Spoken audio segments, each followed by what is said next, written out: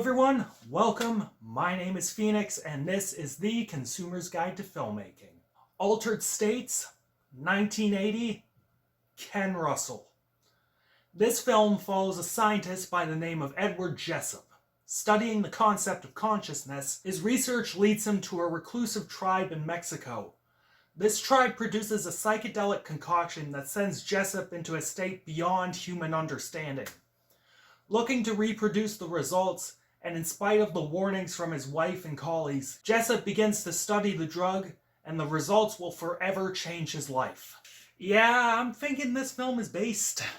This is an incredibly ballsy and trippy sci-fi film. This is my first joint by Ken Russell, and visually he's a solid director. The frames are tight and well shot, but for this film, he knew he wanted to make something that captured that transcendental and psychedelic feeling to this story. From the first scene of Jessup banging his wife with this giant red light in the background, the rest of the environment engulfed in blackness, I knew this film was going to be a fucking trip.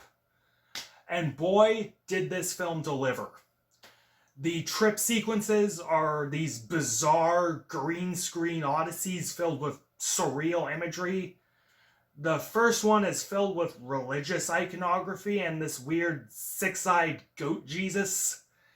Then there's one involving a set that's exploding in fireworks. That set piece was insane, and I love the commitment to practical stuff there. And all these green screen sections with him and his wife in classy garb having tea. Then there's imagery of him getting strangled by a snake, him and his wife turning to dust. It's fucking wild. The final tank sequence near the end is like something out of Space Odyssey. All this super colorful imagery of cells reproducing and gases in space flying around. I would love to see how this crew created some of these set pieces, especially the one I just mentioned. The score for this film, while it can lapse into very typical 80s territory, I love the moments where the score was incredibly quiet and droning or super noisy. It accentuated feelings of unease or just pure hysteria. I was so into those passages. But on to the writing of the film. What does all this surreal shit even mean? Well, a lot of it has to do with this main character's mental health issues. It often deals with his unresolved feelings regarding his dead dad or the toll his failing marriage is taking on him. The first 2 acts or so set up this incredibly unreliable main character.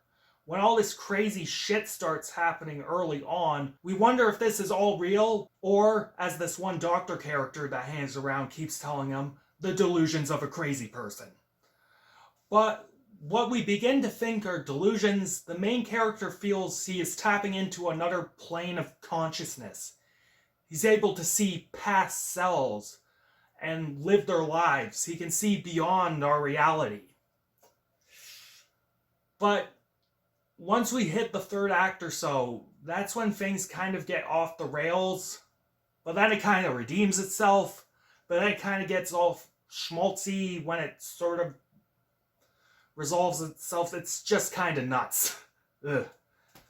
So when Edward goes into his isolation chamber for like a second time in the 3rd act, his trip causes him to turn into a giant fucking ape man. And he starts bonking people and killing animals. For me, this starts to undo all the cool ambiguity, because we now know he's for real turning into a fucking monkey. It's kinda silly and messes with the tone just a tad. Maybe there's a level of ambiguity to it all, but it doesn't come off that way. Then, after getting bailed out of jail, Eddie wants to try this all again. But this time, the chamber takes him, and eventually his wife, on a trip through the fucking cosmos. This sequence won me back because, like I alluded to earlier, it's a fucking acid trip.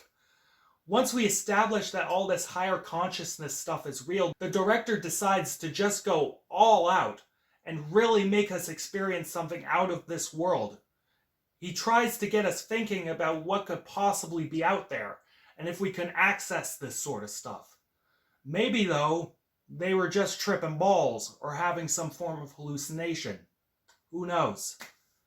Then, after all of this chaos, Eddie realizes that his experiments into discovering what is beyond our world yielded existential dread and horror. He ultimately realizes that the only thing that kept him from succumbing to his terror was his wife. The wife who he loves and adores, but he struggles to express that due to all his issues. Then his body starts going full monk again, and he accidentally transforms his wife into a dimensional fucking puddle. And he ends up fighting his transforming body, his terror and dread, and cures it and his wife with the power of love. Like, whatever. I guess it resolves the arc. But it's fucking schmaltzy. And in this sort of movie, it kinda kills the atmosphere. In our lead role, William Hurt, making his film debut, is probably the most Chad scientist to walk the planet. The man looks like $1 million doing all this complex neuroscience shit.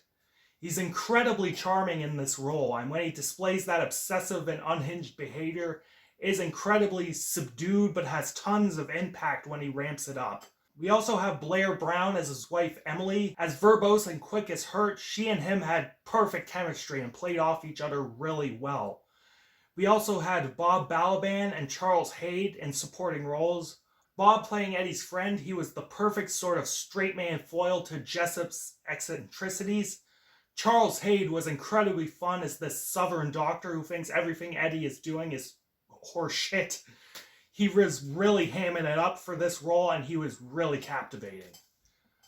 Overall, while the third act of this film is a complete fucking roller coaster, I think the ambitious nature and interesting themes of this film balance it out into a valuable experience.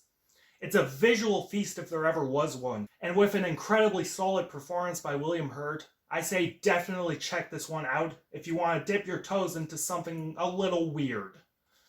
Recommended. I'm feeling an 8 to an 8.5 out of 10 on this one.